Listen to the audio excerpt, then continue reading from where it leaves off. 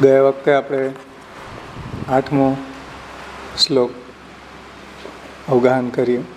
અજ્ઞાનાદ્યંધકાર પ્રશમન પટુતા ખ્યાપનાય ત્રિલોક્યામ અગ્નિત્વમ વર્ણિતમ તે કવિભિરપી સદા વસ્તુતઃ કૃષ્ણએવ પ્રાદુર્ભૂતો ભવાન ઇત્યનુભવ નિગમાદ્યુક્તમાનૈરવેત્ય ત્વામ શ્રી શ્રી વલ્લભે મે નિખિલ બુદ્ધજનાઃ ગોકુલેશમ ભજન્તે.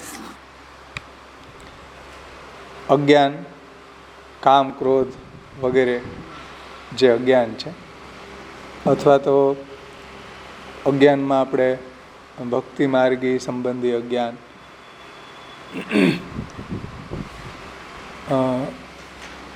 ભક્તિના સ્વરૂપનું ભગવાનના મહાત્મ્યના જ્ઞાન સંબંધી અજ્ઞાન, આ બધા અજ્ઞાનોને આપણે જોયા હતા. તો એ બધા અજ્ઞાનને, અંધકારને દૂર કરવાવાળા શ્રી મહાપ્રભુજી છે. સંપૂર્ણ રીતે દૂર કરવામાં શ્રી મહાપ્રભુજીનું સામર્થ્ય અત્યંત બળવાન છે.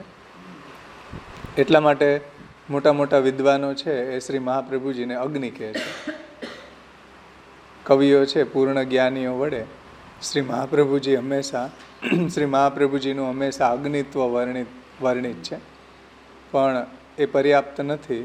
શ્રી ગુસાઈજી એમ કહે છે કે વસ્તુતઃ તો આપ સાક્ષાત કૃષ્ણ જ પ્રગટ થયા છો. એમ અનુભવ, પ્રાદુર્ભૂતો ભવાન ઇતિ અનુભવ, એટલે એમ કૃષ્ણદાસ મેઘનનો જે શ્રી મહાપ્રભુજી સ્વયં પુરુષોત્તમ હોવાના પોતાના પૂર્વ ગુરુને કરાવેલો અનુભવ, અને વેદશાસ્ત્ર વગેરે કરેલા પ્રમાણોથી, દાખલા તરીકે વેદમાં પુરુષોત્તમ જ આનંદ સ્વરૂપે પ્રગટ થાય છે, અને પુરુષોત્તમ છે આનંદ માત્ર કર, પાદ, મુખ, ઉદરવાળા છે એવું વેદમાં કીધું છે. તો શ્રી મહાપ્રભુજી પુરુષોત્તમનું આસ્ય હોય, ઠાકોરજીના મુખારવિંદ રૂપ હોય, તો વેદના પ્રમાણોથી પણ એ સિદ્ધ થાય છે કે શ્રી મહાપ્રભુજી છે એ વસ્તુતઃ કૃષ્ણ જ છે. એ રીતે સારી રીતે જાણીને એવા શ્રી વલ્લભ આ શરણાગત સર્વે જે દૈવી જીવો છે, એ દૈવી જીવો તો આપને ગોકુલેશ તરીકે જ ભજે છે. એટલે સાક્ષાત રસાત્મક શ્રી કૃષ્ણ સ્વરૂપે જ આપનું ભજન કરે છે. એમાં આપણે બહુ વિસ્તારથી ગયા વખતે પુષ્ટિ વિધાનમનું અવગાહન કરી ગયા. પુષ્ટિ વિધાનમમાંથી શ્રી ગોકુલનાથજીની ટીકા જોઈ, છેલ્લે સુધી જોઈ લીધી.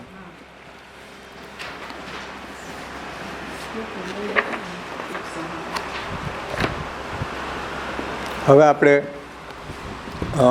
જેને શ્રી વલ્લભ રૂપ ન જાણ્યો અને પૂજ્ય શ્યામ બાવા શ્રીનું જે પ્રવચન છે, આ સ્વયં શિક્ષક પુસ્તકમાં એમાંથી આપણે જોશું આ શ્લોકને આપ શ્રીએ કઈ રીતે સમજાવ્યો છે.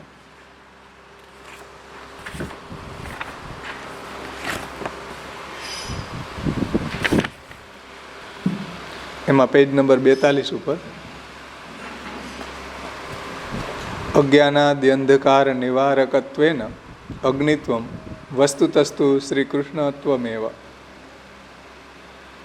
એટલે અજ્ઞાન રૂપી અંધકારના નિવારક હોવાથી શ્રી વલ્લભ અગ્નિ રૂપે વર્ણવ્યા છે. વસ્તુતઃ તો આપ શ્રી કૃષ્ણનું જ આચાર્ય રૂપે પ્રકટ રૂપ છો. શ્રી કૃષ્ણ જ આચાર્ય ચરણોના રૂપમાં પ્રગટ થયા છે. એટલે ગયા વખતે આ વાતને આપણે આગળના શ્લોકમાં જોઈ હતી કે શ્રી મહાપ્રભુજી પ્રત્યે જે પુરુષોત્તમ હોવાની ભાવના છે, એ જે એના પ્રત્યે કૃતજ્ઞ ભક્તો છે એને તો એ કૃષ્ણ ભક્તિને વધારનારું થઈ જશે.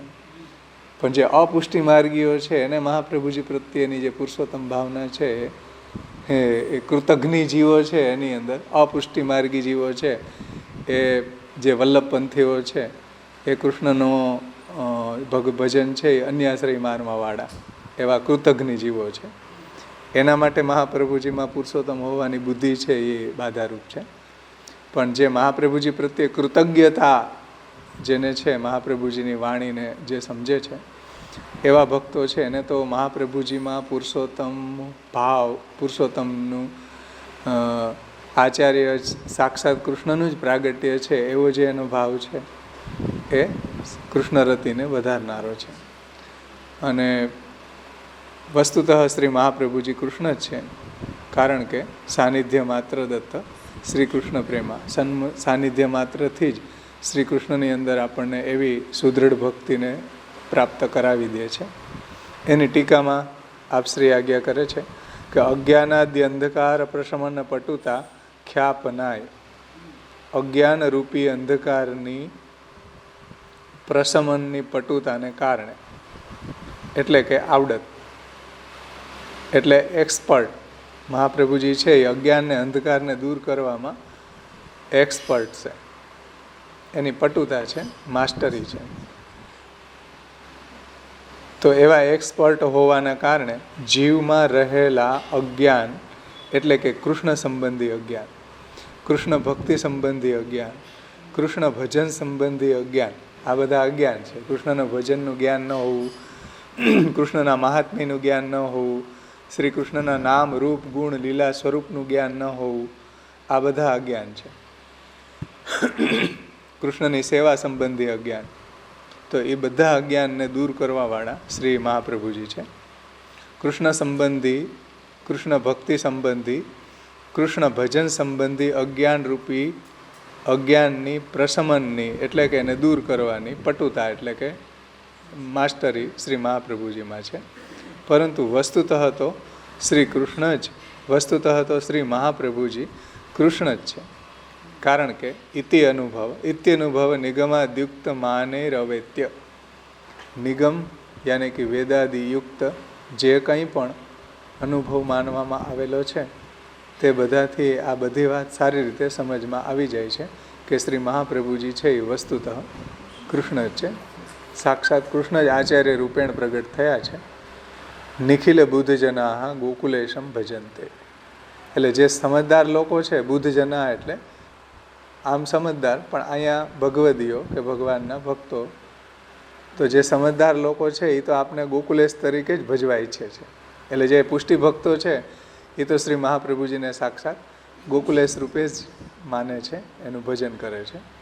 હવે ધ્યાનથી સમજો, આ શ્લોકનો કેટલો ખોટો અર્થ થઈ શકે કે નિખિલ બુદ્ધજના ગોકુલેશમ ભજનતે, એટલે કે મહાપ્રભુજી જ પોતાનું ભજન કરાવવા ઈચ્છે છે, તો પછી મહાપ્રભુજીને ગોકુલેશના રૂપમાં ભજવાની શું જરૂર છે? સમજાઈશ ને?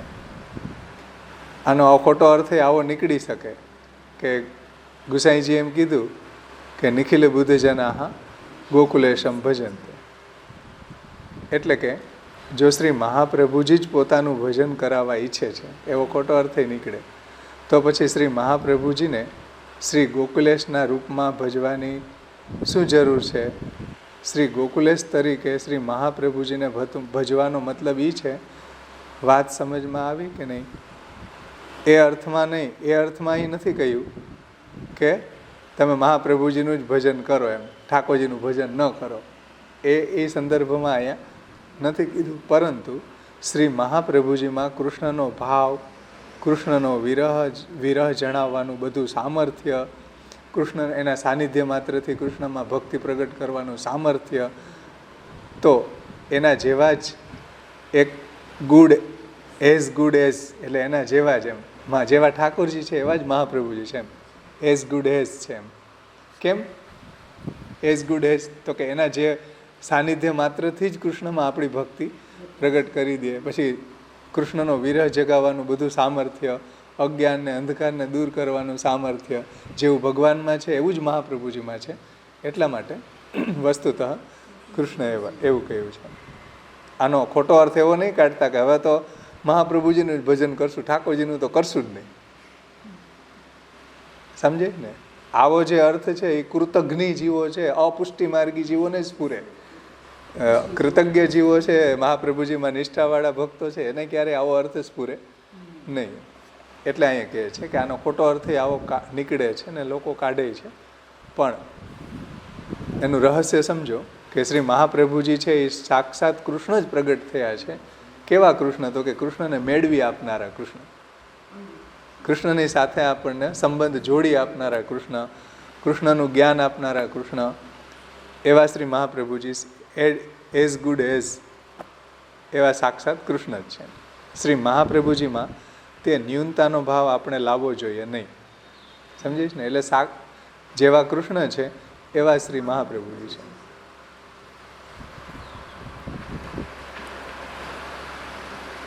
એક કીર્તન આવે સવારનું અત્યારે, પ્રાત સમય રસના રસ પીજે લીજે શ્રી વલ્લભ પ્રભુજી કો નામ. એમાં છેલ્લે આવે કે પરમાનંદ દાસ કો ઠાકુર જેહી વલ્લભ તેહી સુંદર શ્યામ. છેલ્લે નામાચરણમાં પરમાનંદ દાસ કો ઠાકુર જેહી વલ્લભ તેહી સુંદર શ્યામ. તો જે મહાપ્રભુજી છે એ ઠાકોરજી છે, જે ઠાકોરજી છે એ શ્રી મહાપ્રભુજી છે. એ સંદર્ભમાં અહીંયા આપે સમજાવ્યું છે. બહુ આ વિવેક સમજવો જોઈએ, નહીંતર વલ્લભપંથી થતા વાર ન લાગે. એટલે કહે છે કે શ્રી મહાપ્રભુજીમાં તે ન્યૂનતાનો ભાવ આપણને લાવવો જોઈએ નહીં. એટલે મહાપ્રભુજીમાં ક્યારેય એવી ન્યૂનતા ન જોવી જોઈએ. સાક્ષાત વસ્તુતઃ કૃષ્ણનું જ પ્રાગટ્ય શ્રી મહાપ્રભુજી રૂપે થયું છે. એટલે એમાં જરા પણ ન્યૂનતાનો ભાવ ન લઈ આવવો જોઈએ. એ શ્રી મહાપ્રભુજીની અહીંયા સ્તુતિ કરવામાં આવેલી છે. આ રીતે આપણે વલ્લભાષ્ટકને જોયું. આ રીતે અહીંયા ટૂંકમાં આપશ્રીએ લાસ્ટ શ્લોકને સમજાવ્યો છે. પણ એમાં સાવધાની આ રાખવાની છે કે કૃષ્ણ ભૂલાવા ન જોઈએ. કૃષ્ણનો આ બધો પરિકર છે. શ્રી મહાપ્રભુજી છે, ગુસાઈજી છે, યમુનાજી છે, વ્રજભક્તો છે, ગાયો છે, તુલસીજી છે, ગિરિરાજજી છે, એ બધો પરિકર છે. એમાંથી તમે કૃષ્ણને કેન્સલ કરીને કોઈ એકને વળગી ગયા તો પુષ્ટિ માર્ગી કહી શકાય નહીં. પુષ્ટિ ભક્તિ માર્ગી થવાને આપણે લાયક નથી. તો કૃષ્ણ વચ્ચે આપણો હોવા જોઈએ. પછી આપણે ગિરિરાજજીની સ્તુતિ કરીએ કે પરિક્રમા કરીએ એનું રીઝન એ જ હોવું જોઈએ કૃષ્ણ ભક્તિ વર્ધનાર્થ. તુલસીજી છે, શ્રી યમુનાજી છે, મહાપ્રભુજી છે, ગુસાઈજી છે, ગોપીનાથજી છે, જે બી પરિકર છે એની આપણે સ્તુતિ કરીએ એ એવા ભાવથી કે આપણી કૃષ્ણ રતિને વધારે. મુકુંદ રતિ વર્ધિની જયતી પદ્મબંધો સુતા. તો બધી રીતે શ્રી યમુનાજી પણ આપણને કૃષ્ણ સુધી લઈ જાય છે, મહાપ્રભુજી કૃષ્ણ સુધી લઈ જાય. ગિરિરાજજી હરિદાસ વર્ય છે, હરિદાસોમાં વર્ય એટલે શ્રેષ્ઠ છે, એ આપણને કૃષ્ણ સુધી લઈ જાય. તુલસીજી ભગવાનના ચરણ કમળમાં રહેવાવાળા છે, તો એ આપણને એના ચરણ કમળમાં દ્રઢ પ્રીતિ સંપન્ન કરાવે. તો બધા જ વ્રજભક્તો છે તો એ આપણને કૃષ્ણ ભક્તિ વધારે. તો બધાનો જે તાત્પર્ય છે એ કૃષ્ણમાં હોવું જોઈએ. તો આપણે સાચા મહાપ્રભુજીના ભક્ત કહેવાય, નહીંતર ખોટા, નહીંતર કૃતજ્ઞ કહેવાય. અને જો આ બધા પરિકરનું આપણે સ્તુતિ કરીને એક આપણો મેઇન ગોલ હોય કૃષ્ણ ભક્તિ વર્ધન, તો આપણે સાચા પુષ્ટિ ભક્તિ માર્ગી મહાપ્રભુજીમાં કૃતજ્ઞતાનો ભાવ આપણો સમજવો છે. એ વાત અહીંયા બહુ સુંદર રીતે સમજાવી. હવે આપણે આ એક જીને શ્રી વલ્લભ રૂપના જાયનો લઈ લો. આજે હું ભૂલી ગયું. જીને શ્રી વલ્લભ રૂપના જાયનું એમાં પણ પૂજ્ય છે અંબાવાશ્રીએ 8મા શ્લોકને એ રીતે સમજાવ્યો છે કે એટલા માટે ભક્તોને પ્રિય લીલા કરવાવાળા અપ્રગટ ભગવાનને આલંબન બનાવીને જીવાત્માની ભીતર પ્રગટ થતા પ્રેમના સ્થાયી ભાવની ભીતર આલંબન વિભાવાત્મા ભગવાનનું રૂપ ગૂઢતયા અંતર્નિહિત છે. એટલે આગળ જે 7મા શ્લોકમાં વાત કરી હતી ને લાસ્ટમાં, જો કે શ્રી આચાર્યજી મહાપ્રભુજીમાં પુરુષોત્તમનું પ્રાગટ્ય ભજનાર્થ ન હોય ને ભજન ઉપદેશાર્થ હોય છે. અને ભજની રૂપનું કોઈ અધિકારી વિશેષ ઉપદેશાર્થ પ્રવૃત્ત થવું એ કેવલ ભજનો ઉપદેશાર્થ ન હોય ને શુદ્ધ ભજનાર્થ છે. આનો તમને પ્રસંગ ગોતવાનો કીધો હતો.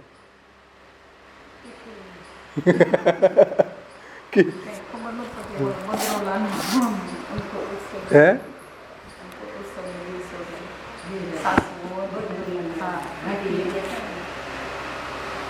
એમાં આચાર્યની ક્યાં વાત આવે? એ તો ભાગવતનો પ્રસંગ છે. અહીંયા તો આચાર્ય સાથે કનેક્ટ હોવી જોઈએ આ વાત. ત્યાં તો ભાગવતજીમાં આવે. એ તો આ તો 84-252 વાત છે. ત્યાં મહાપ્રભુજીનો કોઈ રોલ નથી. સમજી ને? શું આવ્યું હતું એમાં?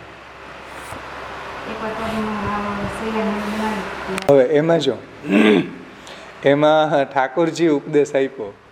તમે જે કીધું કે ભગવદીને કીધું કે સૈયા નાની છે, સૈયા નાની છે તો એના ચરણારવિંદ છે એ બાયણે નીકળે. નાની સૈયામાં મોટા કોઈ સૂતા હોય તો જો એ જોવા જેવું હોય. એટલે ઠાકોરજીએ કીધું, હમણાં હું એ પ્રસંગ વાંચતો હતો ગજન ધાવનનો, એમાં આ જ વાત આવી.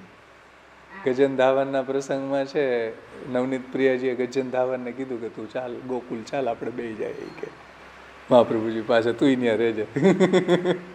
તો બેસી ગયા. જે દિવસે ત્યાં પહોંચ્યા તો તે દિવસે મહાપ્રભુજી તો એના ઠાકોરજી પૂરતી સૈયા હતી, તો કે સૈયાને બધી કંઈ વ્યવસ્થા તો છે નહીં. મહાપ્રભુજી કે મહાપ્રભુજીની સાથે પોઢે છે નવનીત પ્રિયાજી. ભાઈ બીજે દિવસે એક નાનકડી સૈયા લઈ આવીને ધરાવી. તો નવનીત પ્રિયાજીએ કીધું કે ભાઈ સૈયાજી બહુ નાની પડે, મારા ચરણ બાયણે ટીંગાય છે.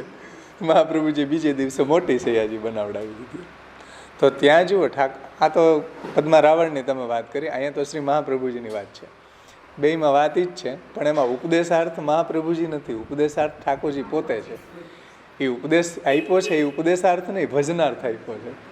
અને મહાપ્રભુજી જે ઉપદેશ આપ્યો છે અહીં જે વાત કરી ને એ ભજનાર્થ ન હોય ને ઉપદેશાર્થ છે.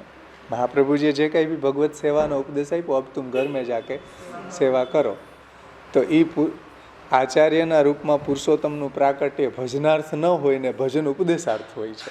એટલે મહાપ્રભુજી આપણને ભજનનો ઉપદેશ આપ્યો એમ.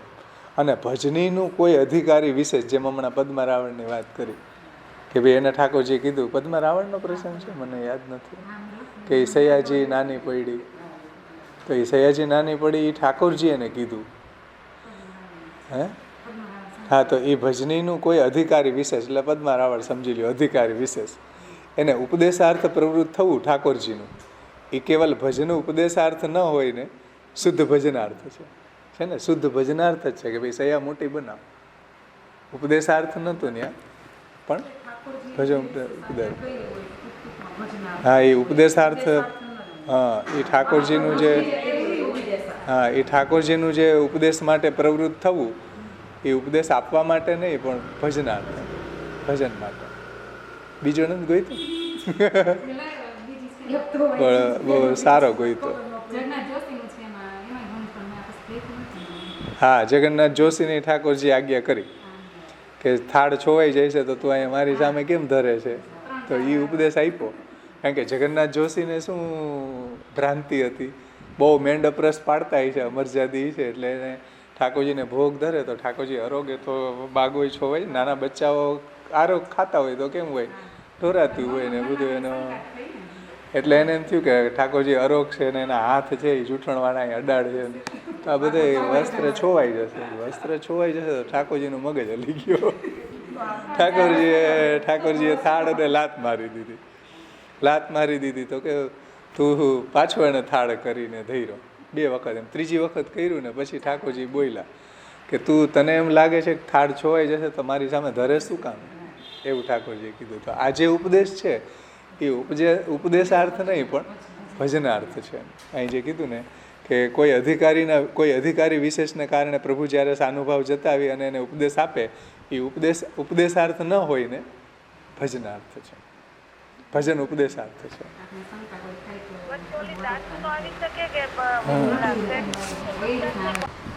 બીનાબેન સુરતથી કહે છે કે જ્યારે શેઠ પુરુષોત્તમ દાસ છે એ ઉપર ખુલ્લી ઠંડી હવામાં સૂઈ ગયા ધાબા ઉપર, તો ઠાકોરજીએ દાસીને કીધું કે તું મને પંખો કરે. જેમ આમાં કોઈનો બટવા ઓલો નથી, પ્રીતિ કોઈના વાટામાં નથી, કોઈની મોનોપોલાઇઝ નથી. એમ દાસીને ઠાકોરજી કે જેની માથે બિરાજે એને ન કીધું, સમજાય છે ને. એટલે રઘુનાથ દાસજીના પ્રસંગમાં આવે, પાર્વતીને એના માતા હતા એને દૂર કર્યા સેવામાંથી, ત્યારે ત્યાં ગોકુલનાથજીએ કીધું છે કે પ્રીતિ કોઈના વાટામાં નથી. એમ એટલે કોઈની મોનોપોલાઇઝ નથી, જેની માથે જે એને પ્રેમ કરે એ બાજી મારી જાય. જેની માથે બિરાજે છે શેઠ પુરુષોત્તમ દાસ, એને ન કીધું ઠાકોરજીએ, અને દાસીને કીધું કે તું દરવાજા ખોલી અને મને પંખો કરે. તો એ જે આજ્ઞા કરી છે એ ઉપદેશાર્થ ન હોય ને ભજનાર્થ છે. સમજાઈશ ને. અને શ્રી મહાપ્રભુજીએ જે બી ભગવદીઓને ઉપદેશ આપ્યા, જેમ રાજા દુબે માધવ દુબે નિરોધ લક્ષણ સમજાવ્યો, એને ગોવિંદ દુબે નવરત્ન સમજાવ્યો, અચ્યુદાસને સિદ્ધાંત મુક્તાવલી સમજાવી, તો એ જે મહાપ્રભુજીએ ઉપદેશ આપ્યો છે એ આચાર્ય ચરણોનું આચાર્ય રૂપમાં પુરુષોત્તમનું પ્રાગટ્ય ભજનાર્થ ન હોય ને ભજન ઉપદેશાર્થ છે. એટલે મહાપ્રભુજીએ ભજનનો ઉપદેશ જ આપ્યો છે, પોતાનું ભજન ક્યારેય કરાવ્યું નથી. ઘણાય ભગવદીએ વિનંતી કરી કે અમને આજ્ઞા આપો, અમે તમારી સાથે રહેતો, કે નહીં, અમારે ભેગું ન રહેવાય, અમારા દોસ્ત જોવાઈ જાય તો પછી તમારું પતન થાય, એવું મહાપ્રભુજીએ એને જવાબમાં કીધું. એટલે શ્રી મહાપ્રભુજીનું બહુ સુંદર વાત અહીંયા આપે એપ્રિશિએટ કર્યા છે મહાપ્રભુજીને 7મા શ્લોકમાં લાસ્ટમાં. હા, એટલે મહાપ્રભુજી આચાર્ય રૂપે પ્રગટ થયા છે. એટલે મહાપ્રભુજીએ જે ભગવદીઓને ઉપદેશ આપ્યો એ પોતાના ભજન માટે નહીં આપ્યો. ભગવાને તો પોતાના ભજન માટે ઉપદેશ આપ્યો કે તું આમ કર, આમ કર, જેમ કીધું સયાજી મોટી કરાવ, તો એ ઉપદેશાર્થ નથી, ભજનાર્થ. મહાપ્રભુજીએ પોતાના ભજન માટે ઉપદેશ નથી આપ્યો. ઠાકોરજીએ જે ઉપદેશ આપ્યો એ પોતાના ભજન માટે. ઠાકોરજીએ જ્યાં જ્યાં બી ઉપદેશ આપ્યો એ કેવી રીતના આપ્યો કે ભાઈ મોટી સયાજી કરાવ, તું થાળ મને શા માટે ભોગ ધરે છે, દાસીને કીધું તું પંખો કર, તો એ ઉપદેશ આપવા માટે નહીં, ભજનાર્થ, પોતાનું ભજન સારી રીતે એ કરે એટલા માટે. મહાપ્રભુજી ઉપદેશ આપ્યો એ પોતાના ભજન માટે નથી આપ્યો, એ દૈવી જીવોને કૃષ્ણનું ભજન કેમ કરવું એ શીખવાડ્યું. એટલે ઉપદેશ આપીને પોતે પૂજાણા નથી કે અત્યારના આધુનિક મહારાજોની જેમ પોતાના સુધી બધાને રોકી ન રાખે, પણ અંગીકૃત એવો ગોપીશ વલ્લભીકૃત માનવ, પોતે અંગીકાર કરીને વલ્લભીકરણ કરે. એટલે પ્રભુને કૃષ્ણને પ્રિય બનાવી દીધું. એમ નથી કહેતા કે તમે અમારી સેવા કરો, તમારે ઠાકોરજીની સેવા કરવાની જરૂર નથી. એવું ક્યારેય મહાપ્રભુજીએ નથી કીધું, જે આધુનિક મહારાજો કહે છે કે અમારે અહીંયા તમે દર્શન કરી જાઓ, અહીંયા તમે હિંડોળા હમણાં ચાલે, હિંડોળા લખાવી જાઓ એટલે તમારી સેવા આવી ગઈ. અને વૈષ્ણવ એ શોર્ટકટ વિચારે કે કાંઈ ઘરમાં ભાંગજોડ કરવી રહી, તમાશા દેખ, પૈસા ફેંક ને તમાશા દેખ, એને એટલું જોઈએ લોભિયાના ગામમાં ધુતારા ભૂખે ન મરે. તો બે અંધે ગુરુ ને લાલચી ચેલા, દોનો નરક મેં ઠેલમ ઠેલા, બધા સરખા ભેગા થઈ ગયા એટલે હાલે આ બધું.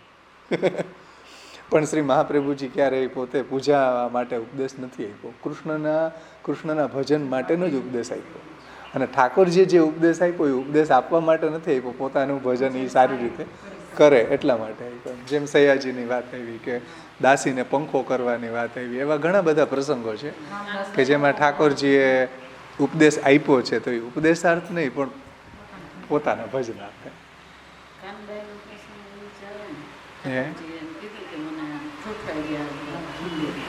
એ નહીં, એ તો એક ક્ષત્રાણી હતી ને, એક મદન મોહનજીની સેવા કરતી હતી, પછી એની ઘરે બાલકૃષ્ણજી પધાર્યા.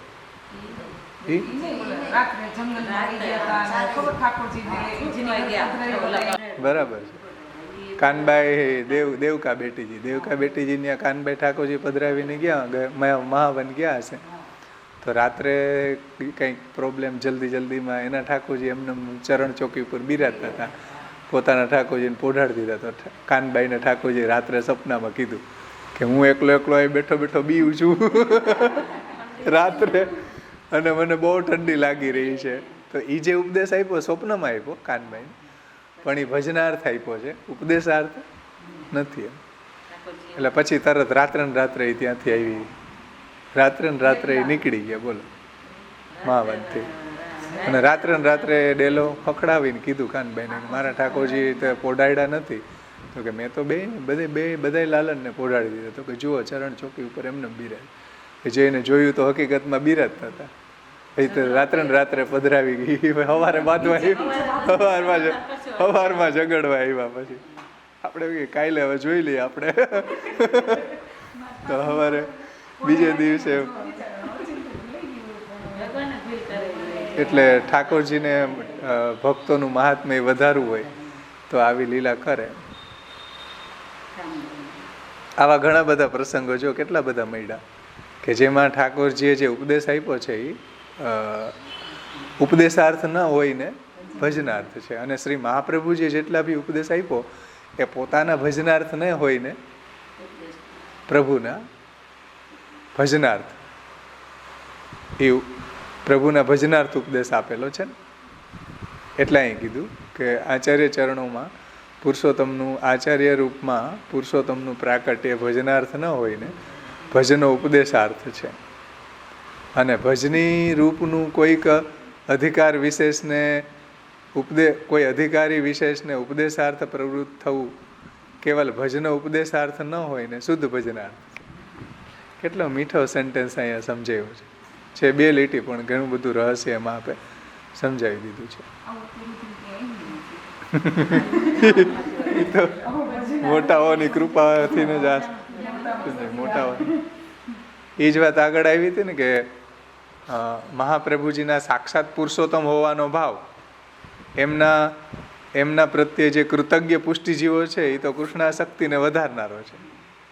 આનાથી આગળના શ્લોકમાં જ વાત આવી ને, હા 7મા શ્લોકમાં કે જે મહાપ્રભુજીમાં જે ભક્તોનો પુરુષોત્તમ હોવાનો ભાવ છે એ મહાપ્રભુજી પ્રત્યે જે કૃતજ્ઞ જીવો હશે એને તો કૃષ્ણ ભક્તિને વધારનારો થઈ જશે.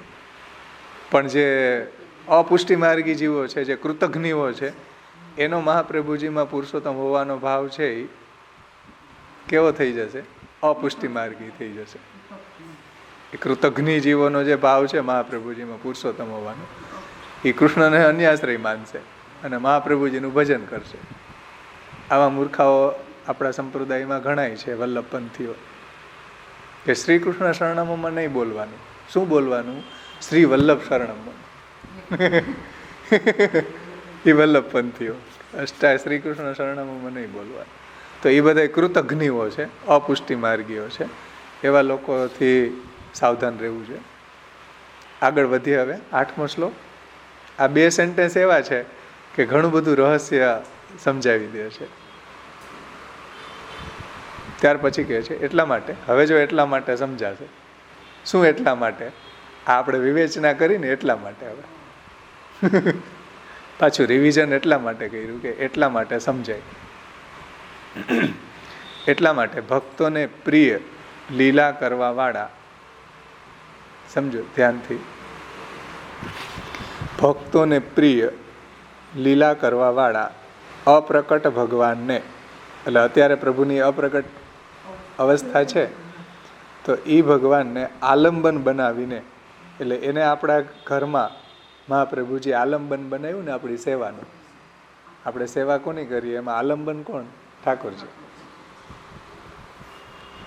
એવા પ્રભુને, એવા ભગવાનને આલંબન બનાવીને જીવાત્માની ભીતર પ્રગટ થતા પ્રેમના સ્થાયી ભાવની ભીતર, ધ્યાનથી સમજો, આ એવા ટેકનિકલ શબ્દો છે કે જીવાત્માની ભીતર પ્રગટ થતો સ્થાયી ભાવ કયો? ભક્તિનો સ્થાયી ભાવ.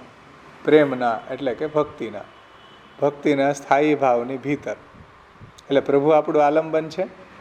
પ્રભુ પ્રત્યેનો આપણી જે ભક્તિ છે એ આપણો સ્થાયી ભાવ હોવો જોઈએ. સમજાય ને?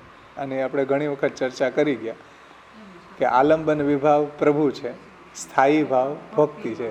મહાત્મી જ્ઞાન પૂર્વક સુદૃઢ સર્વતો અધિક સ્નેહો ભક્તિ ઇતિ પ્રોક્ત. તો એ ભક્તિના સ્થાયી ભાવની ભીતર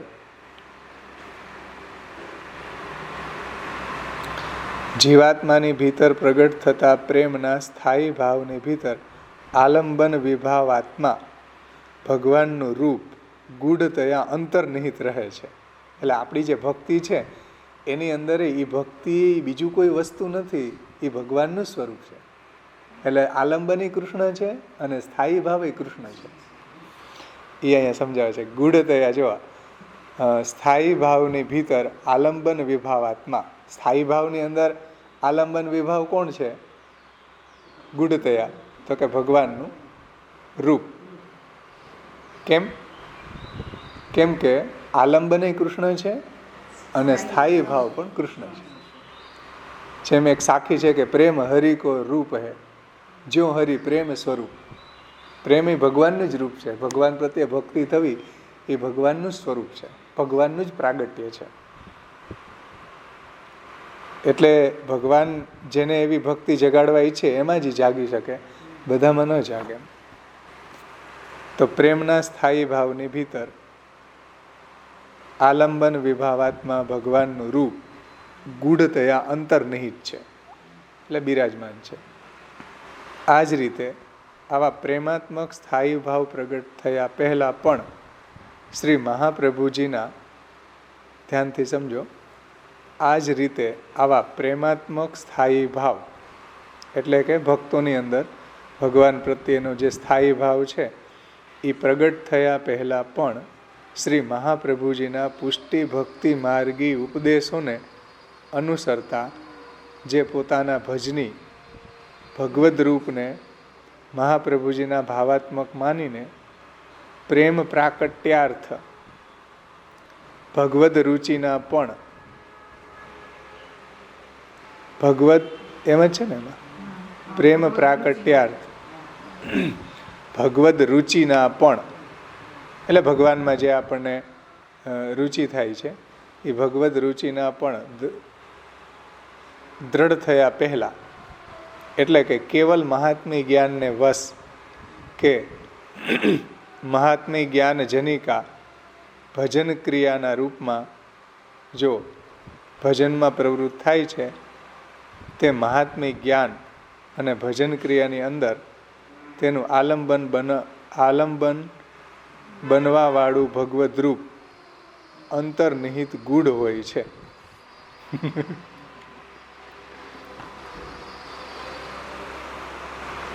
આ જ રીતે ભક્તિભાવના આલંબન વિભાવરૂપ ભજની સ્વરૂપમાં ભગવદ પ્રેમ, ભગવદ આસક્તિ અને ભગવદ વ્યસનમાં પરિપક્વ થનારી ભક્તિનો સ્થાયી ભાવ પણ ગૂઢતયા અંતર્નિહિત રહે છે.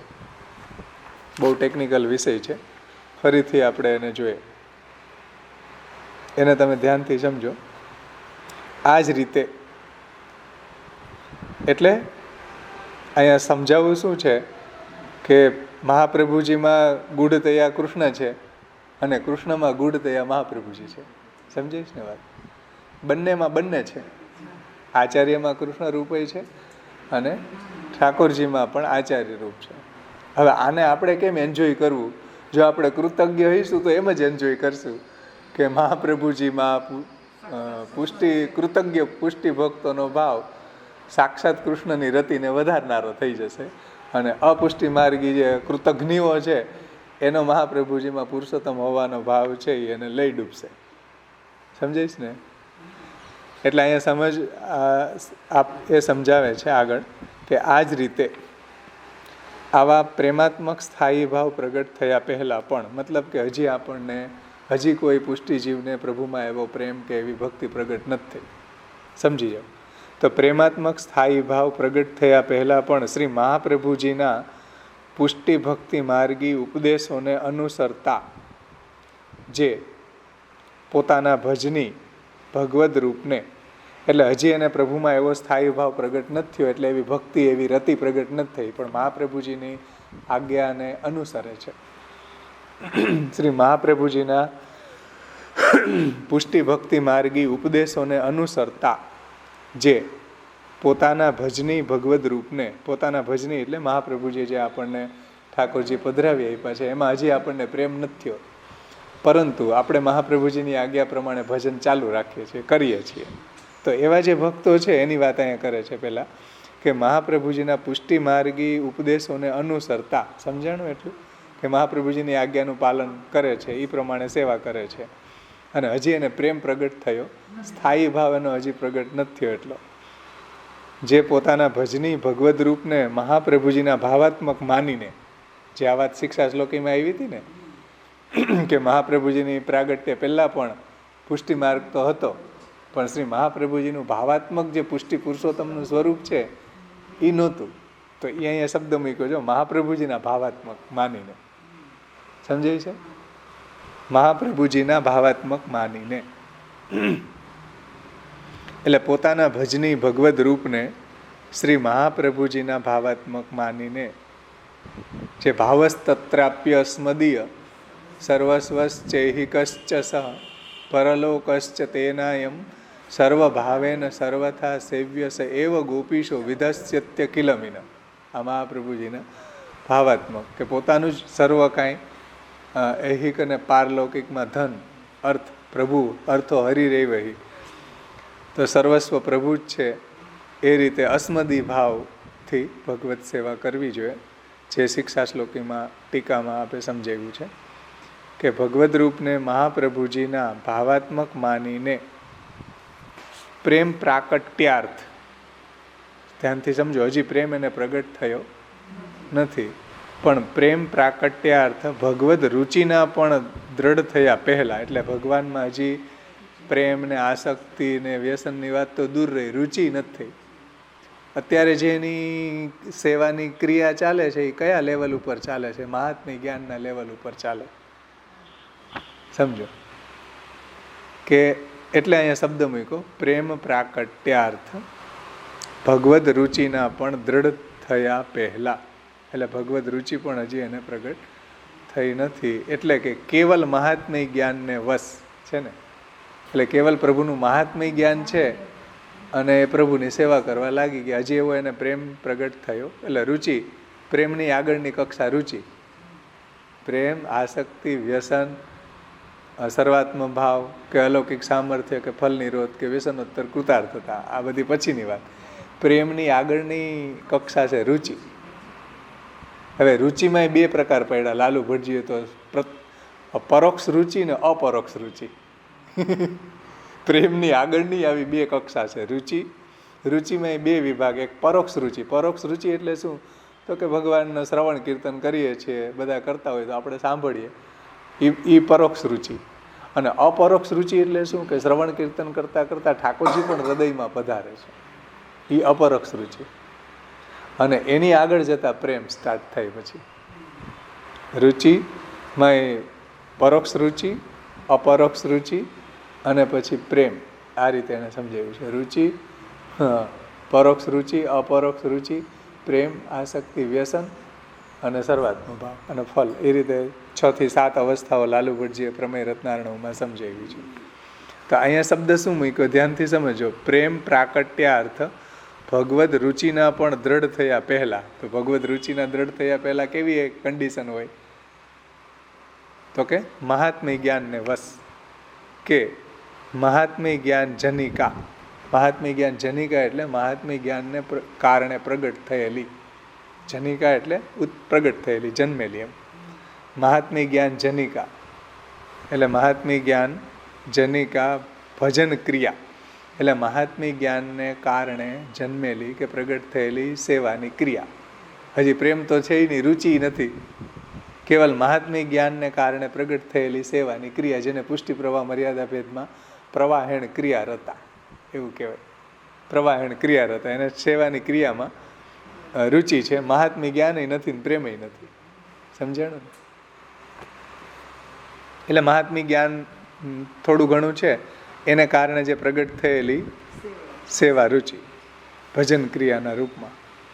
તો મહાત્મ્ય જ્ઞાન જનિકા એટલે મહાત્મ્ય જ્ઞાનને કારણે પ્રગટ થયેલી ભજન ક્રિયાના રૂપમાં જો ભજનમાં પ્રવૃત્ત થાય છે, એટલે જો કોઈ આ રીતે મહાત્મ્ય જ્ઞાનને કારણે એ ભજનની ક્રિયામાં પ્રવૃત્ત થાય છે, તે મહાત્મ્ય જ્ઞાન અને ભજન ક્રિયાની અંદર તેનું આલંબન બનવાવાળું ભગવદ રૂપ અંતર નિગૂઢ હોય છે. આવું મહાત્મ્ય જ્ઞાન અને ભજન ક્રિયાની અંદર એનું જે આલંબન કોણ? તો કે એનું આલંબન સાક્ષાત ઠાકોરજી જ છે. સમજાઈશ ને? ભલે એને પ્રેમ નથી, પણ એની જે એ ક્રિયા કરી રહ્યો છે એનું આલંબન તો પ્રભુ છે જ એમ. એટલે મહાત્મ્ય જ્ઞાન ઉપર ડિપેન્ડન્ટ એની ભજન ક્રિયા કેવલ પ્રવાહેણ ક્રિયારતા છે, પણ એમાં પણ એનું આલંબન બનવાવાળું ભગવદ રૂપ અંતર નિગૂઢ હોય જ છે. સમજાઈશ ને? એની ભજન ક્રિયાની અંદર એનું આલંબન, કારણ કે ભજનની ક્રિયા કરશે કોની? સેવા કોની કરશે? સ્વરૂપ વગર. તો આલંબન તો જોશે ને. ભલે ને પ્રેમ નથી થયો, મહાત્મ્ય જ્ઞાન છે કે ભગવાન મોટા છે એટલે ભગવાનની સેવા કરવી છે, પ્રેમ બેમ કાંઈ છે નહીં, તો એનું જે આલંબન બનશે ભજન ક્રિયાનું. માનો કે તમારે કોઈને પ્રેમ કરવો જોઈએ, માને પ્રેમ કરવો બાળકને, તો બાળક તો જોઈએ કે નહીં? આલંબન તો જોઈએ ને. એમાં ભજન ક્રિયાને કરવી મહાત્મ્ય જ્ઞાન છે, પ્રેમ ભલે નથી પણ ભજન ક્રિયા કરશે કોની?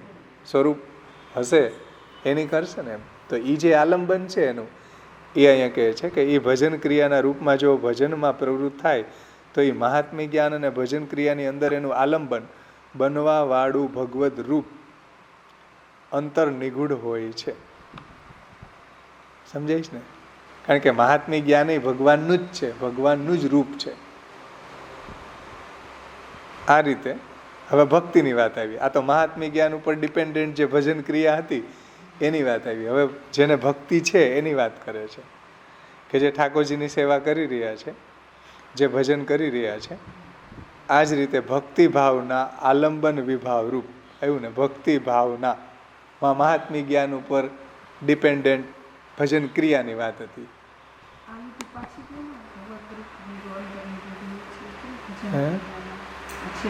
એટલે ઈ જેની સેવા કરી રહ્યો છે, સમજો, તો એ મહાત્મી જ્ઞાનના રૂપમાં એની મહાત્મી જ્ઞાનના રૂપમાં ભગવાનનું સ્વરૂપ અંતર નિગૂઢ હોય છે. એટલે મહાત્મી જ્ઞાન જે છે એ એક ભગવાનનું સ્વરૂપ જ છે. સમજાય ને? મહાત્મી જ્ઞાન છે એ ભગવાનનું એક પ્રાકટ્ય છે, ભગવાનનું જ રૂપ છે. હમણાં અમારે ષષ્ઠમ સ્કંદની અંદર આ વાત આવી હતી કે આપણા હૃદયમાં રતિ તો છે જ, રતિસ્તુ ભગવત ધર્મ. મહાપ્રભુજી સુબોધનીજીમાં આજ્ઞા કરે કે રતિ જે છે એ ભગવાનનો ધર્મ છે. ભગવાને બધાય જીવન થોડો થોડો વાંટ્યો છે, એને કારણે જ બધા લીલા લહેર કરે છે જગતમાં. જો એના હૃદયમાં પ્રેમ ન હોત તો કોણ જીવવા માગત? કહ વાણ્યાત કોહ પ્રાણ્યાત એ દેશો આકાશો આનંદ નસ્યાત.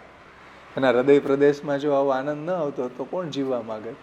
મતલબ બધાય જીવવા માગે છે. કેમ? તો કે ભગવાને બધાયમાં એ પોતાના ધર્મને મૂક્યો છે. પણ એ કોઈ વિષયમાં વાપરે એને તો એમાં વિષયમાં એને આનંદ આવવા માંડે. એ પ્રેમ જ્યાં એને યુઝ કરે, વિષયોમાં કરે તો એમાં એને આનંદ આવવા માંડે. કોઈ ખાવામાં કરે તો એમાં એને આનંદ આવે, કોઈ જોવામાં કરે, કોઈ સાંભળવામાં કરે, કોઈ સ્પર્શમાં કરે. શબ્દ સ્પર્શ રૂપ રસ ગંધ જ્યાં જ્યાં એ પ્રેમનો ઉપયોગ કરે, વાપરે, ત્યાં એને આનંદ આવવા માંડે. કોઈ એને પ્રભુમાં વાપરે, એ જ પ્રેમનો વિનિયોગ છે એ ભક્તિમાં કરે, ભગવાનની સેવામાં કરે. બાકી પ્રેમ તો ભગવાનનો જ ધર્મ છે. અને શ્રી મહાપ્રભુજી ત્યાં આજ્ઞા કરે છે કે જેમ જેમ ઉષ્ણ દાહવત, જેમ અગ્નિની તમે નજીક જતા જાઓ એમ એમ દાહકતા વધતી જાય, એમ કૃષ્ણની નજીક તમે જતા જાઓ તો કૃષ્ણમાં ભક્તિ વધતી જાય. કૃષ્ણને રોજ તમે શ્રવણ કીર્તન કરો, સેવા કરો તો જેમ અગ્નિ દાહવત, એવી જ રીતના જેમ નિત્ય પ્રભુનું સાનિધ્ય પ્રાપ્ત થાય તો આપણને કૃષ્ણમાં ભક્તિ વધી જાય. એટલે રતિસ્તુ ભગવત ધર્મ, પ્રેમ જે છે, રતિ છે એ ભગવાનનો ધર્મ છે. તો એ મહાત્મી જ્ઞાનથી મંડિત થઈ જાય એટલે ભક્તિ બની જાય. આ પ્રવાહી જીવોને બિચારાને અકલ નથી કે આમાં આ પ્રેમને આમાં ન વપરાય, કૃષ્ણમાં વપરાય. કેમ? એની ખોપડીમાં મહાત્મી જ્ઞાનનો જન્મ નથી થયો, મહાત્મી જ્ઞાન પ્રભુનું નથી પ્રગટ થયું. જો એ થઈ જાય તો એને અકલ આવી જાય કે આમાં આ પ્રેમ ન કરે, પ્રેમ કરવા જેવું તો એકમાત્ર કૃષ્ણ જ છે. એ કોને સમજાવ્યું? એને પ્રેમ તો હતો જ, બધાયમાં છે, પણ કોને ક્યાં કરવો ને એ વિવેક નથી. એટલે પ્રેમને જો મહાત્મી જ્ઞાનથી મંડિત કરી દે તો ભક્તિ થઈ ગઈ. એ મહાપ્રભુજી આપણને શીખવું ભાઈ હરેક દૈવી જીવોમાં પ્રેમ તો છે જ, હરેક મનુષ્યમાં છે. દૈવી જીવોની વાત જવા દે છે ને, કોઈ માણસ પ્રેમ વગર જીવી જ ન શકે. ગમે એવો ક્રુઅલ હોય ને, ડાકુ હોય, એનામાં પ્રેમ તો હોય જ. કંઈક છાંટો તો છે જ તો જ જીવી શકે, એના વગર કોઈ માણસ જીવી ન શકે. એટલે ઉપનિષદ એમ કે નવારે સર્વસ્ય કામાય સર્વમ પ્રિયમ ભવતી, આત્મનસ્તુ કામાય સર્વમ પ્રિયમ ભવતી. પોતાના જાતમાં તો પ્રેમ કરતા જ હોય હરેક ઇન્સાન. એટલો કરતા હોય કે ભૂકંપ આવે ને તો ગમે એવો છોકરો નાના હોય, ગમે એવા હોય, મૂકીને ભાગે. બચાવો, ઓલા બચતા હોય તો બચે, નહીં તો ભાગો. કેમ? આત્મનસ્તુ કામાય સર્વમ પ્રિયમ ભવતી. છેલ્લે બધા એ જ કરે ને એમ. એટલે માણસ પોતાની જાતને ચાહી જ રહ્યો છે, હરેક ઇન્સાન. એનું કારણ શું? ભગવાને બધાની અંદર એવી આ પ્રેમને મૂકેલો છે. એટલે એને આત્મરતિ કહેવાય. એ આત્મરતિ છે, એની સાથે જો મહાત્મી જ્ઞાન ભળી ગયું તો એ ભક્તિ બની ગઈ. અને એ મહાત્મી જ્ઞાન ભગવાનનું જ પ્રાગટ્ય છે. એટલે આત્મરતિને મહાત્મી જ્ઞાનથી મંડિત કરી દેવામાં આવે તો એ ભક્તિ બની જાય છે. એટલે અહીંયા કીધું છે કે એની અંતર્નિહિત, જો ભજન ક્રિયાની અંદર એનું આલંબન બનવા વાળું ભગવદ રૂપ અંતર નિગૂઢ છે ને. મહાત્મી જ્ઞાન એટલે મહાત્મી જ્ઞાન જનિકા ભજન ક્રિયાના રૂપમાં જો ભજનમાં પ્રવૃત્ત થાય છે મતલબ કે એને પ્રેમ હજી એટલો નથી થયો. મહાત્મી જ્ઞાન ઉપર ડિપેન્ડન્ટ પ્રવાહેણ ક્રિયારતા, એ કેવલ ક્રિયારત છે એમ.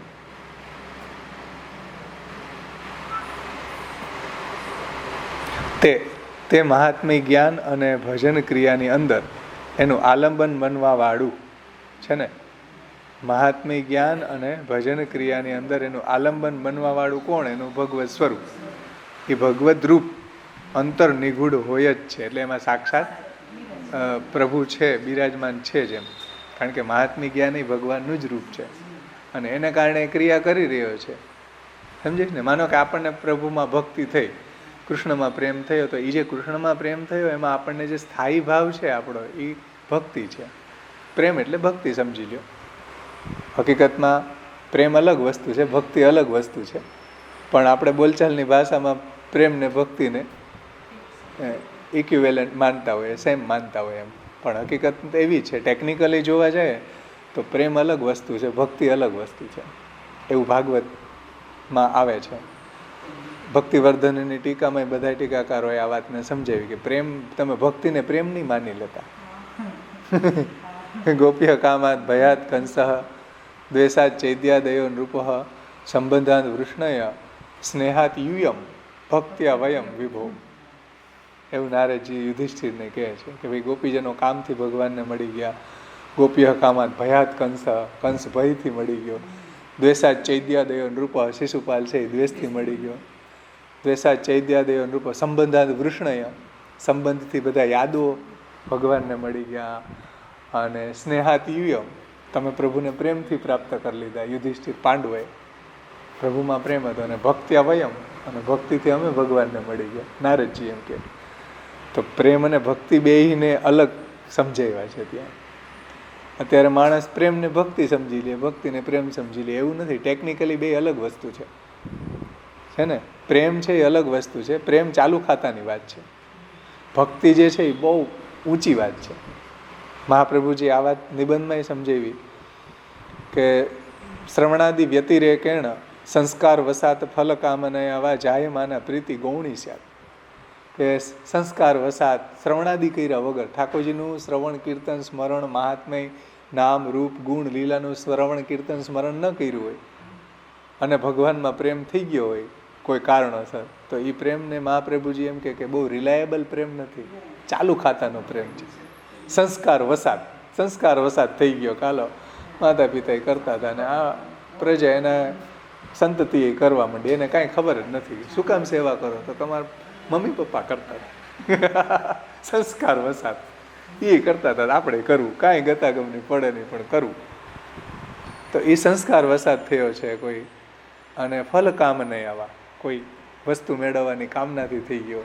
આપણને ખબર ન હોય કે આની કામના શું છે. સેવા એ કરતા હોય સારામાં સારી, પણ એની કામના આપણને એના બ્રેનમાં શું ભરી તો ખબર જ ન પડે ને.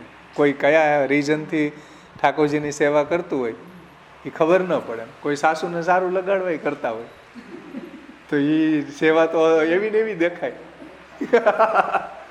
કરતા હોય, પણ એ ભક્તિ ન કહેવાય. એ પ્રીતિ જે છે ને એ ગૌણી પ્રીતિ કહેવાય. હે હોય ને ઘણી જગ્યાએ હોય. નવી બહુ આવી કે થોડાક દી પરબારું આપણું સ્વરૂપ ન દેખાડાય એટલે ધીરે ધીરે દેખાડાય. એટલે પેલા બધાને સારું લગાડવા કરે ને. તો એવી જે ભજન, એવું જે એનું પ્રેમ દેખાય છે આપણને શ્રવણાદિ કર્યા વગર. આપણે એમ કે ભાઈ તમને ઠાકોરજીની સેવામાં આટલું બધું તમને રુચિ છે તો થોડુંક શ્રવણ કીર્તન કરો, સત્સંગમાં આવો. એ વાત નહીં કરતા. ત્યાં ક્યાંય આવવાનું કહેતા નહીં. અમારે ટીવી જોવું હોય, અમારે સિરિયલ જોવું હોય. શ્રવણાદિની વાત કરો માં. આ તો તમે કહેતા જ રસોઈ કરી દે. બાકી શ્રવણાદિની કઈ વચ્ચે અમને કહેવાનું નહીં. તમારે જાવું જ જાઓ, અમને ના નથી પાડતા. બાકી અમને નહીં કેવું. આ શું છે? પ્રીતિ ગૌણી છે. આ ચાલુ ખાતાની પ્રીતિ. આનો કઈ ભરોસો નહીં. 2 દી હોય ને પાછી કાંઈ ન હોય. મહિનો દીરીએ પછી પૂરું થઈ જાય. તો શ્રી મહાપ્રભુજી એમ કહે છે કે શ્રવણાદિ જે કરીને પ્રીતિ થાય ને એ બહુ રિલાયેબલ પ્રીતિ હોય. એનો ભરોસો કરાય કે એ જાય નહીં. ભલે થોડીક હોય, ભલે ધીરે ધીરે વધે. આ તો હાંડિયાપુર જેવું આવે, આપણને લાગે કે આટલી પ્રીતિ તો આપણને 5 વર્ષે નહોતી, એવી પ્રીતિ આને તો આવી. ભાઈ બંબુકો પીટો પ્રીતિનો સાહેબ. પણ એ પ્રીતિ છે એ પાછી ભાવ ભગત ભાદો નદી આવાથી ગહેરાય ગહેરાય તબ જાનીએ જબ જ્યેષ્ઠ માસ ઠહેરાય. જ્યેષ્ઠ માસ આવે ક્યાંથી? 1 મહિનામાં તો પૂરું થઈ ગયું. એટલે આ બધી પ્રીતિના પ્રોબ્લેમ આવી છે કે શ્રવણાદિ વ્યતિરેકેણ સંસ્કાર વસાત ફલ કામનયા વા જાયમાના પ્રીતિ ગૌણી સ્યાત. મહાપ્રભુજી પ્રકાશમાં આજ્ઞા કરે નિબંધના કે આવો જે પ્રેમ છે એ ખબર ન પડે. તમે છોકરાઓ જો પરીક્ષા આવવાનું થાય ને તો હવે અમે કંઈક કરીએ ઠાકોરજીની સેવામાં, અમે પરીક્ષામાં પાસ થઈ જાય. હા, તો આ બધું શું છે? આ સકામ છે. આવો એને કોઈ દિવસ લાલચ ન આપવી જોઈએ. ભજન આપણી નેસેસિટી છે, આપણી જીવાદોરી છે. શ્વાસ કેમ આપણું જીવન છે એટલું સહજ હોવું જોઈએ ભજન.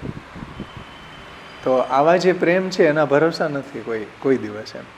એટલે અહીંયા કહી રહ્યા છે કે ભાઈ મહાત્મી જ્ઞાન અને ભજન ક્રિયાની અંદર એનું આલંબન બનવાવાળું જે ભગવદ રૂપ છે એમાં અંતર નિગૂઢ હોય જ છે એમ.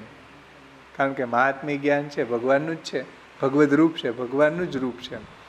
આ જ રીતે ભક્તિ ભાવના આલંબન વિભાવરૂપ ભજની સ્વરૂપમાં ભગવદ પ્રેમ, ભગવદ આસક્તિ અને ભગવદ વ્યસન ભાવમાં પરિપક્વ થનારી ભક્તિનો સ્થાયી ભાવ પણ ગૂઢતયા અંતર્નિહિત રહે છે. હવે જો ઓલું મહાત્મી જ્ઞાનની વાત હતી ને, અહીંયા હવે ભક્તિની વાત આવી, પ્રેમની વાત આવી. વાં જો મહાત્મી જ્ઞાન હતું, પ્રેમ નહોતો. સમજો ધ્યાનથી. વાસું હતું મહાત્મી જ્ઞાન જનિકા એમ કીધું ને.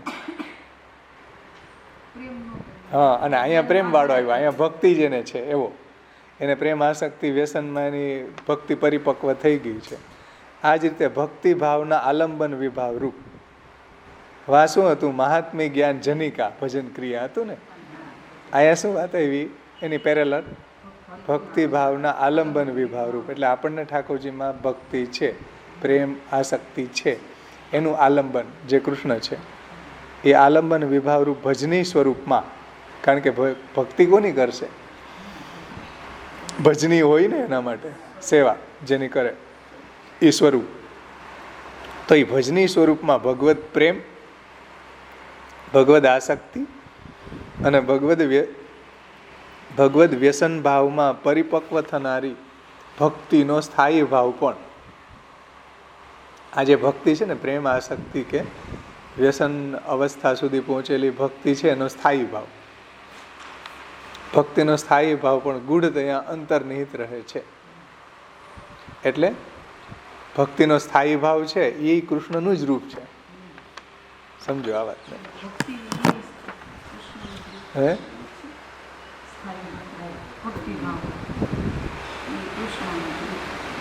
હે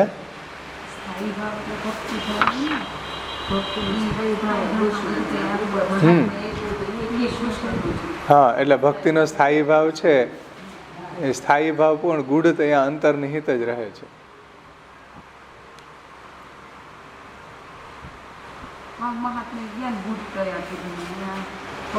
એટલે બેયમાં આલંબન છે એ નિગૂઢતયા પ્રભુ જ છે. જો આલંબન બહાર છે તો એ આલંબન બહાર જે આલંબન છે એ કૃષ્ણ છે, અને એના પ્રત્યેનો જે હૃદયમાં રહેલી ભક્તિ છે એ ભગવાનનું જ રૂપ છે. એ આલંબન અંતર્નિહિત આલંબન જે છે ને ભક્તિનું, એ કૃષ્ણ છે. તાત્પર્ય એ છે કે બે કૃષ્ણ છે. બાહ્ય આલંબન એ કૃષ્ણ છે અને આંતર નિગૂઢ આલંબન છે એ કૃષ્ણ જ છે. કારણ કે ભક્તિ એ ભગવાનનું જ રૂપ છે.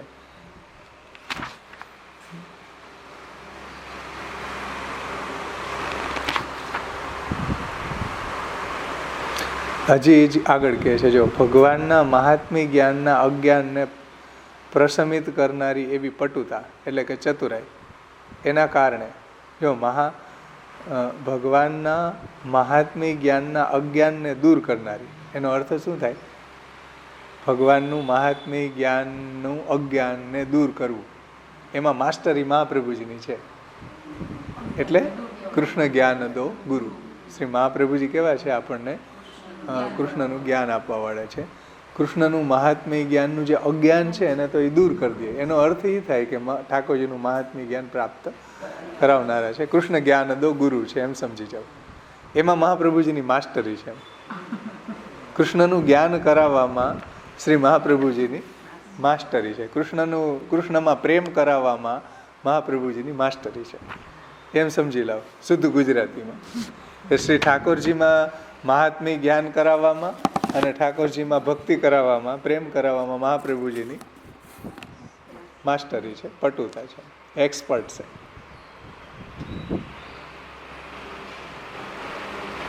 એટલા માટે મહાપ્રભુજીનું અગ્નિના રૂપમાં વર્ણન ઉપપન્ન જ છે, સિદ્ધ જ છે. એટલે મહાપ્રભુજીને વિદ્વાનો છે એ અગ્નિ કહે છે. કેમ અગ્નિ કહે છે?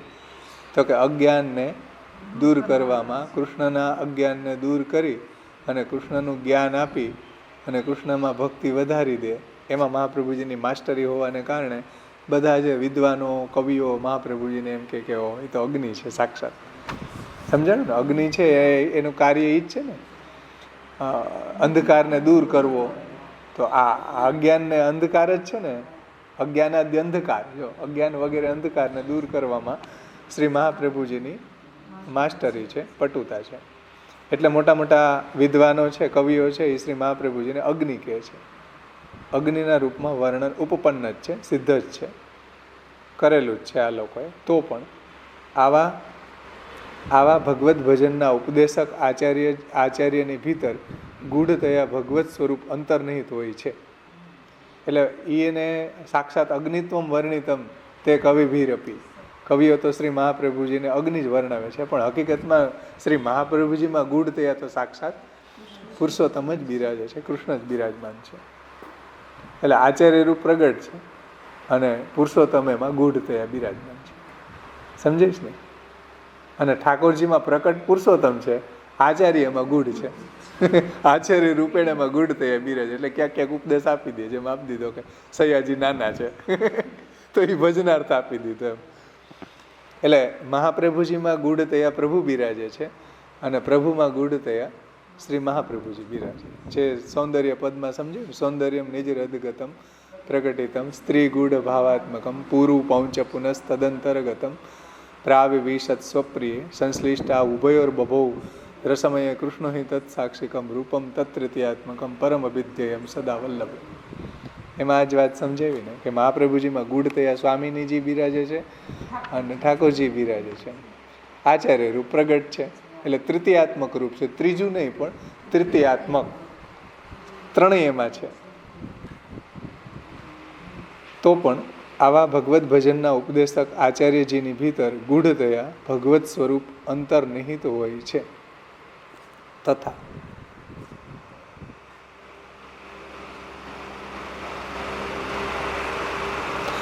આચાર્યના ભક્તિ ભાવ સંબંધી ભાવોને અનુરૂપ ભાવાત્મક હોવાથી તે સ્વરૂપની ભીતર શ્રી મહાપ્રભુજી અંતર નિગૂઢ હોય છે. જો આપણી વાત કરીને એવી જો કે આચાર્યના ભક્તિ ભાવ સંબંધી ભાવોને અનુરૂપ ભાવાત્મક સ્વરૂપ જેની આપણે સેવા કરી રહ્યા છીએ એના મુખારવિંદ રૂપ મહાપ્રભુજી છે. એમાં અંતર નિગૂઢ થયા સાક્ષાત મહાપ્રભુજી બિરાજે જ છે. સમજે છે ને? મહાપ્રભુજીમાં નિગૂઢ થયા ઠાકોરજી બિરાજે છે અને આપણા ઘરમાં બિરાજતા સેવ્ય સ્વરૂપ જે મહાપ્રભુજીના ભાવોથી ભાવિત છે એમાં નિગૂઢ થયા આચાર્યજી બિરાજે છે. કેટલી સુંદર એનો વિવેચના આપે કરી છે.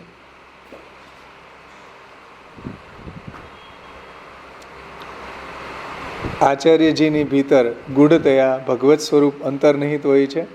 તથા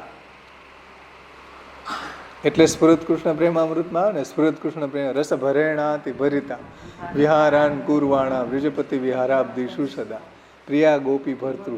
કેમ? નિગૂઢતયા મહાપ્રભુજીના એક એક રોમની અંદર ભગવદ લીલાઓ ચાલી રહી છે. એટલે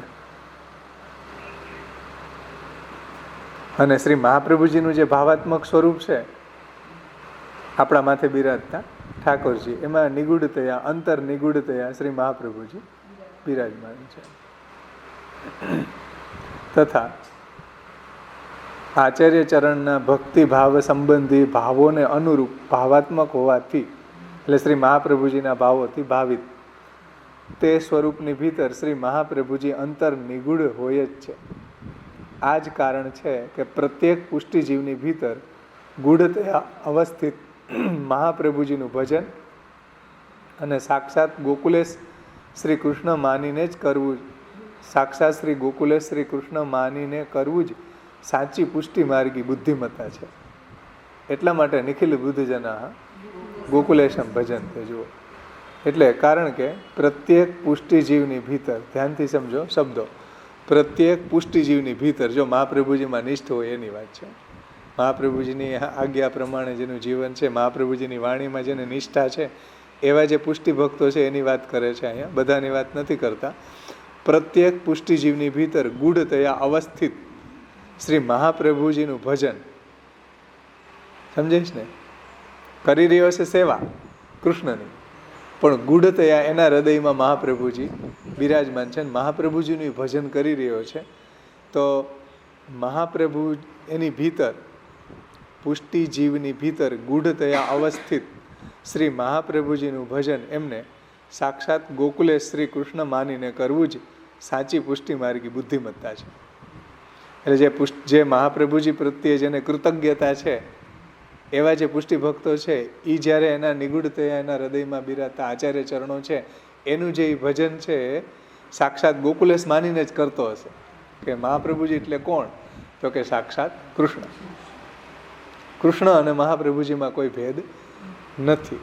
એટલે પુષ્ટિ ભક્ત જ્યારે મહાપ્રભુજીનું ભજન કરી રહ્યો છે તો એ સાક્ષાત ગોકુલેશ રૂપે જ કરી રહ્યો છે. શા માટે? ગોકુલેશ સુધી પહોંચાડનારા છે.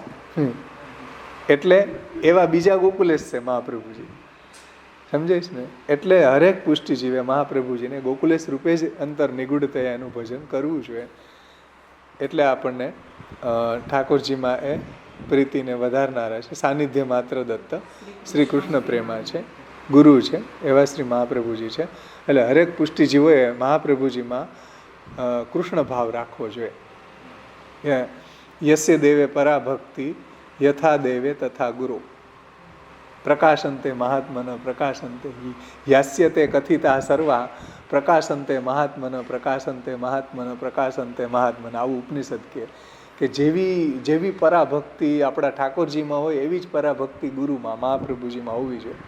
યસ્ય દેવે પરાભક્તિ યથા દેવે તથા ગુરુ યસ્ય તે કથિતા સર્વા પ્રકાશંતે મહાત્મના. આવા ભક્તના હૃદયમાં જ શાસ્ત્રનો પ્રકાશ થાય, શાસ્ત્રના રહસ્યો સમજાય, ઠાકોરજીનું મહાત્મ્યનો પ્રકાશ થાય. બધાના હૃદયમાં ન થાય. કેના? તો કે જેને મહાપ્રભુજીમાં આવો સર્વોત્કૃષ્ટ ભાવ, પુરુષોત્તમનો ભાવ હોય એને. એટલે અહીં કહે છે કે નિખિલ બુદ્ધિજના ગોકુલેશમ ભજનતે. નિખિલ બુદ્ધિજના ગોકુલેશમ કેમ ભજનતે? એટલા માટે ભજનતે કે મહાપ્રભુજીમાં નિગૂઢતયા કૃષ્ણ બિરાજમાન છે અને પુષ્ટિજીવની ભીતર ગૂઢતયા અવસ્થિત જે મહાપ્રભુજી છે એ શ્રી મહાપ્રભુજીનું ભજન એને સાક્ષાત ગોકુલેશ શ્રી કૃષ્ણ માનીને જ કરવું, એ જ સાચી પુષ્ટિ માર્ગી બુદ્ધિમત્તા છે. કે શ્રી કૃષ્ણ અને મહાપ્રભુજીમાં કોઈ ભેદ નથી. એટલે પુરુષોત્તમજીએ જે અહીંયા જો આ વાક્ય મૂક્યું ને પુષ્ટિ વિધાનમમાં, એ એટલા માટે જ મૂક્યું છે. જે આપણે જોયું હતું આવરણ ભંગમાં 598 પેજ ઉપર જે સર્વનિર્ણયની કારિકા છે ને, લાસ્ટ કારિકા જગન્નાથે વિઠ્ઠલે છે, 255મી કારિકા છે. એમાં આપણે ભૂમિકા વખતે આ જોયું હતું ને કે या श्लोक के आवरण भंग में पुरुषोत्तम जी महाराज ने ऐसो क्रम लिखियो है. प्रथम तो भगवान की कृपा के अंकुर को स्वतः अथवा तो वैष्णवन के संग सो उद्बोध होय, तब या मार्ग में रुचि होय, ता पाछे या मार्ग में प्रवेश की इच्छा होय, तत्पश्चात कृपा को अंकुर दृढ़ होय, तब ये मार्ग सब मार्ग सो उत्तम दिखे, ता पाछे द्वारभूत गुरु के द्वारा भगवान के शरण में आवे, पाछे सत्संग करी के आचार्य चरण में ये भगवान है ऐसी अभेद बुद्धि होय. निखिल बुद्धिजना ગોકુલેશમ ભજનતે. એટલે ઠાકોરજીમાં અને મહાપ્રભુજીમાં અભેદ બુદ્ધિ થાય, એના હૃદયમાં એવી અભેદ બુદ્ધિ જાગે કે મહાપ્રભુજી સાક્ષાત કૃષ્ણનું જ પ્રાગટ્ય છે. એટલે યસ્ય દેવે પરાભક્તિ યથા દેવે તથા ગુરુ તસ્ય તે કથિતા યર્થા પ્રકાશંતે મહાત્મન પ્રકાશંતે મહાત્મન એવું ઉપનિષદનું વાક્ય છે. શ્વેતાશ્વતર ઉપનિષદમાં કીધું છે કે જેવી પરાભક્તિ આપણા પ્રભુમાં હોય એવી જ આપણા એટલે જેવી આપણા સેવ્યમાં હોય એવી જ પરાભક્તિ આપણા મહાપ્રભુજીમાં પણ હોય તો એવા મહાત્મા ભક્ત પુરુષના હૃદયમાં બધા રહસ્યોનો અર્થ અને પ્રકાશિત થઈ જાય છે. એટલે પુરુષોત્તમજી અહીંયા કહે છે કે આચાર્ય ચરણો મેં ये ભગવાન હૈ ऐसी અભેદ બુદ્ધિ હોય તદંતર સર્વોત્તમ સ્તોત્રાદિકન કે પઠન સો ગુરુ કી સેવા કરતો રહે. જો ગુરુની સેવા શું? મહાપ્રભુજીની વાણીનું પઠન પાઠન સ્વાધ્યાય પાઠ એ જ સેવા છે. અહીંયા આદિ શબ્દથી બધા ગ્રંથો સમજી લેવા. આ રીતે એ મહાપ્રભુજીની સેવા કરતો રહે. તા પાછે ભગવદીયન કો સંગ કરી કે પૂર્વ રીતિ के अनुसार भगवान की सेवा करतो रहे और स्वमार्गी ग्रंथन कु सुनवे देखवेशु प्रतिबंध की निवृत्ति હોય तब दोष निवृत्ति तथा सेवा के उपयोगी गुणन की प्राप्ति હોય છે ને. તો ત્યાં આ જ વાત સમજાવી પુરુષોત્તમજીએ કે શ્રી મહાપ્રભુજીમાં આવી રીતના એ સાક્ષાત કૃષ્ણ જ છે, બીજા જ કૃષ્ણ પ્રગટ થયા છે મારા માટે. આચાર્ય રૂપેણ એવી અભેદ બુદ્ધિ રાખવી જોઈએ મહાપ્રભુજીમાં. તો આ માર્ગ ફલિત થાય, તો આપણને શાસ્ત્રના ગૂઢ રહસ્ય સમજાય, નહીતર ન સમજાય. એટલે અહીંયા કહે છે કે પુષ્ટિ જીવની ભીતર ગૂઢતયા અવસ્થિત મહાપ્રભુજીનું ભજન. એટલે આપણે મહાપ્રભુજીનું ભજનની વાતે આવી ગઈ ને, સર્વોત્તમ સ્તોત્ર આદિ ગ્રંથન આચાર્ય ચરણો કી સેવા કરતો રહે, તો ભજન આવી ગયું જે અહીંયા આપણે સમજાવ્યું, જે પુરુષોત્તમજીએ સમજાવ્યું. મહાપ્રભુજીનું ભજન કઈ રીતે સાક્ષાત ગોકુલેશ શ્રી કૃષ્ણ માનીને કરવું જ સાચી પુષ્ટિ માર્ગી બુદ્ધિમત્તા છે. એ સાચો પુષ્ટિ માર્ગી બુદ્ધિમાન કહેવાય. બીજા બધા ટોપ ફ્લોર વેકેન્ટ કહેવાય, ઉપલો માળ ખાલી. એમ સમજાઈશ ને? જેને આ રીતે જો મહાપ્રભુજીમાં પુરુષોત્તમ ભાવ છે તો એ બુદ્ધિમાન છે અને હોવો જ જોઈએ. પણ એ ભજન ઉપદેશાર્થ છે, ભજનાર્થ ન હોય ને, ભજન ઉપદેશાર્થ છે. પછી ક્યાંક કૃષ્ણને છોડીને મહાપ્રભુજીને વળગી જાય તો પછી મહાપ્રભુજીને એ અભિપ્રેત પ્રકાર નથી. મહાપ્રભુજી જે આજ્ઞા કરી કૃષ્ણ સેવા સદા કાર્યા સર્વદા સર્વભાવેન ભજનીયો વ્રજાધિપ, એને આપણે પકડવું જોઈએ મહાપ્રભુજીની આજ્ઞાને. આ રીતે આપણે જોઈ શકીએ છીએ કે સૌંદર્ય પદ્યમાં ઉપદિષ્ટ બીજરૂપ ભાવ શ્રી વલ્લભાષ્ટકના 8 શ્લોકમાં કેવી રીતના અંકુરિત થયો છે. એટલે આ બધાનું બીજ સૌંદર્ય પદ છે. વલ્લભાષ્ટક, સર્વોત્તમ સ્તોત્ર, સ્ફુરત કૃષ્ણ પ્રેમામૃત, એ બધાનું બીજ સૌંદર્ય પદ્ય છે. એમાંથી અંકુર ફૂટ્યા બધા. એટલે કહે છે કે બીજરૂપ ભાવ વલ્લભાષ્ટકના 8 શ્લોકમાં કેવી રીતના અંકુરિત થયો, તે બીજરૂપમાંથી અંકુરિત થનાર 8 પ્રકારના રૂપોનું જ વર્ણન શ્રી વલ્લભાષ્ટકમાં કરેલું છે. અને આ સ્તુતિરૂપ ગ્રંથ ઉપર સૌથી પહેલી વ્યાખ્યા પ્રભુચરણના ચતુર્થ આત્મજ શ્રી ગોકુલનાથજી દ્વારા વિરચિત છે, જે પુષ્ટિ વિધાનમમાંથી આપણે જોઈ. ગોકુલનાથજીની ટીકા શ્રી વલ્લભાષ્ટક ઉપર બ્રજ ભાષામાં જે આપણે એનું પારાયણ કર્યું, સ્વાધ્યાય કર્યું, એમની વ્યાખ્યા ઉપર પુનઃ પુરુષોત્તમજીએ પણ વ્યાખ્યા લખી છે, જે આ પુસ્તકમાં છે, જે આપણે બહુ લીધી નથી, વિસ્તાર ઘણો બધો થાય એટલા માટે. આમાં પુરુષોત્તમજીની વ્યાખ્યા છે, બીજી પણ હરિરાયજીની છે, બ્રિજરાયજીની છે. પુરુષોત્તમજીએ પણ વ્યાખ્યા લખી છે અને બીજી વ્યાખ્યા શ્રી રઘુનાથજી દ્વારા વિરચિત છે વલ્લભાષ્ટક ઉપર. કેટલી વ્યાખ્યા છે જુઓ. શ્રી ગોકુલનાથજીની છે, પુરુષોત્તમજીની છે, રઘુનાથજીની છે અને કંઈક વ્રજરાયજીની છે. 4-5 ટીકાઓ છે. અમે જ્યારે પહેલી વખત લીધું વલ્લભાષ્ટક ત્યારે લીધી હતી. થોડી એનું તુલનાત્મક અધ્યયન કર્યું હતું. આ બધી પૂર્વ પ્રકાશિત જ છે, એટલે પહેલાં પ્રકાશિત થઈ ગયેલી જ છે. અને તે સંસ્મરણોના સંપાદક પ્રકાશકો પ્રત્યે હાર્દિક કૃતજ્ઞતા પ્રગટ કરીને જ અમે અહીં એનું પુનઃ પ્રકાશિત કરી રહ્યા છીએ. એટલે પહેલાં આનું પ્રકાશન થયું છે અને અમે એના પ્રત્યે કૃતજ્ઞ છે, થેન્ક્સફુલનો ભાવ છે. બાબા એમ કે એ લોકોએ આ રીતે પહેલાં પ્રગટ કરી એમ. એટલે ગોકુલનાથજીની ટીકા તો અહીંયા પાછી આમાં પુષ્ટિ વિધાનમાં આપેલ પ્રગટ કરી છે. આ રીતે આપણું અહીંયા વલ્લભાષ્ટક શ્રી ગુસાઈજીની કૃપાથી સંપન્ન થઈ. આપણા 8 શ્લોક દ્વારા ગુસાઈજીએ જે રીતે શ્રી મહાપ્રભુજીનું સ્વરૂપ આપણને સમજાવ્યું અને એમાં મહાપ્રભુજીના નામ, રૂપ, ગુણ, લીલા, ચરિત્રો બધું જ રહસ્ય ગુસાઈજીએ સમજાવી દીધું છે. હજી એનો ઘણો બધો વિસ્તાર થઈ શકે, પણ આપણે કાંઠે બેસીને થોડા ચપચપિયા કરીએ મહાપ્રભુજીના સ્વરૂપમાં, મહાપ્રભુજીની વાણીમાં. આમાંથી તમારો કંઈ પ્રશ્ન હોય તો પૂછો ભલે, નહીંતર આપણે લેસન લેવાનું છે એ લઈ લે.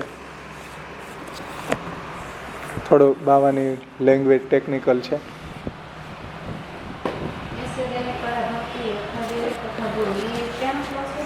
શ્વેતાશ્વતર ઉપનિષદ, શ્વેતાશ્વતર ઉપનિષદ આમાં આપ્યો છે, આમાં આપ્યો છે. આગળ બતાડો.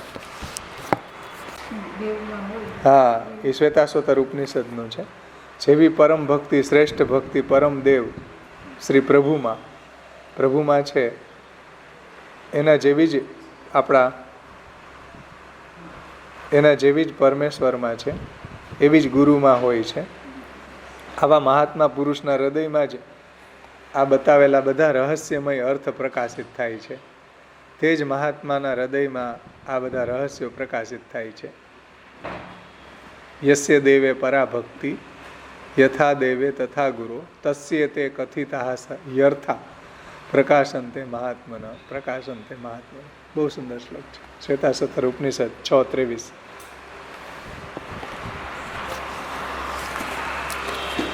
સારું, પછી આપણે ટેસ્ટ લેવાની છે આપણી પ્રશ્નોત્તરી. પહેલાં આપણે લેસન લઈ લે.